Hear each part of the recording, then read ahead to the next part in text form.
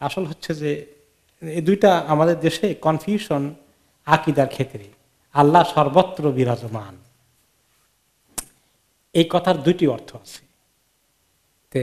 একটা হচ্ছে যে ফিজিক্যালি সর্বত্র বিরাজমান, আরটা হচ্ছে যে বিল ইলম, আল্লাহ তাআলা নিয়ন্ত্রণ, কন্ট্রোল, জানা, দেখা। আল্লাহ তাআলা সমস্ত জায়গায় ওই ইলম দ্বারা, দেখা দ্বারা, সৃষ্টি দ্বারা, কন্ট্রোল দ্বারা। এই কথা তো ঠিক।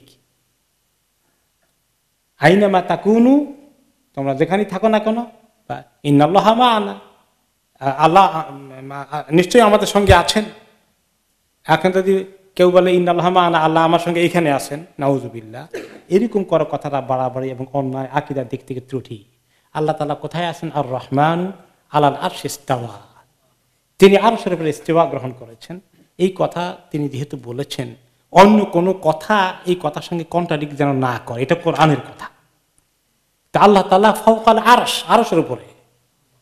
কিন্তু আপনি যেখানে আছেন আকরাবু মিন হাবলিল ওয়ারিদ, এই যে শাহরগ যেটা জবাই করে দিলে জানোয়ার জবাই হয়ে যা রক্ত বের হয়ে আসে, এই শাহরগ, এটার থেকেও আল্লাহ কাছে। এই কাছের থেকে আল্লাহকে এখানে আছেন, নাউযুবিল্লাহ, এরকম কথা উচ্চারণ করাটাই তো মানে বেয়াদবি। কাজে যারা এইভাবে বলেন, এবং তাহলে তো আপনি যখন আপনি সবসময় আল্লাহ তাআলা আপনার সঙ্গে আছেন বললে, তাহলে কি আপনি যখন টয়লেট যান তখন আল্লাহকে কোথায় রাখবেন? লা হাওলা ওয়ালা কুওয়াতা ইল্লা বিল্লাহ। কোরআন শরীফ নিয়ে টয়লেটে যাওয়া অ্যালাউড আছে? আল্লাহর কালাম যদি অ্যালাউড না হয়, আল্লাহ তাআলার উপস্থিতি সেখানে আপনি কি করে অ্যালাউ করবেন? তাহলে এই সমস্ত অতিরিক্ত বাজে কথা আমরা কি বন্ধ করতে পারি? এগুলো একদম আকীদা বিরোধী কথা।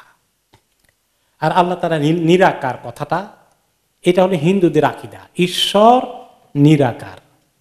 এইটা মুসলমানরা বেখেয়ালে নিজেদের ভাষায় ঢুকিয়ে দিয়ে ঈমানের অংশ বানিয়ে ফেলেছে, কুফরি কাজ। আল্লাহ তাআলার আকার আছে, আল্লাহ তাআলা নিজের কথা বলেছেন, ইয়াদুল্লাহি ফাওকা আইদিহিম, আল্লাহর হাত তাদের হাতের উপরে। ওয়ায়াবকা ওয়াজহু রাব্বিকা যিল জালালি ওয়াল ইকরাম, আল্লাহর চেহারা বাকি থাকবে, আর সবকিছু ফানা হয়ে যাবে। তাহলে আল্লাহ তাআলার যে অস্তিত্ব আছে অবশ্যই, আকারও আছে অবশ্যই, তার নূর আছে অবশ্যই। কিয়ামতের দিন তিনি জান্নাতীদেরকে দেখবেন, আকার না থাকলে জান্নাতীরা কি দেখবেন? আল্লাহকে দেখবেন না? দিদার হবে না আল্লাহর সাথে? দিদার আশা করি না আমরা ইনশাআল্লাহ? তো আকার না থাকলে কি দেখবো? তাহলে এই সমস্ত ফালতু কথা কেন ইসলামের আকীদার মধ্যে এসেছে? আল্লাহ মাফ করুন।